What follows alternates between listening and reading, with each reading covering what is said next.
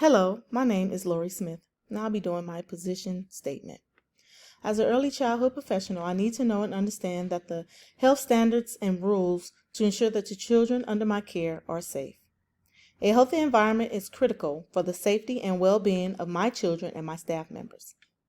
The National Association for the Education of Young Children has standards to help and support my efforts as an educational professional to create a safe haven for the kids under my care.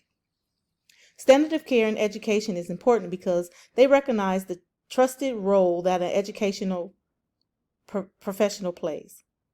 These standards are considered the baseline for quality care. They must evolve while assessing the state or federal rules, regulations, and laws that govern the operations and policies of child care.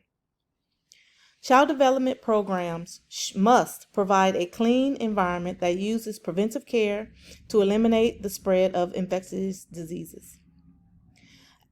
As a childhood professional, our responsibility to make sure infants, toddlers, and school-aged children have a safe and healthy environment for learning and play.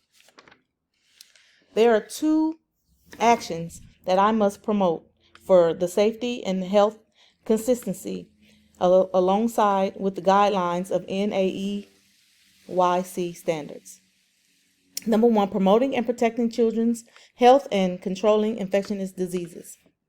Maintaining current health records, providing a health consultant, training my staff, making sure we have preventative measures in place. We practice the proper hand washing techniques. We are safeguarding medications and first aid equipment. Number two, ensuring children's nutritional well-being.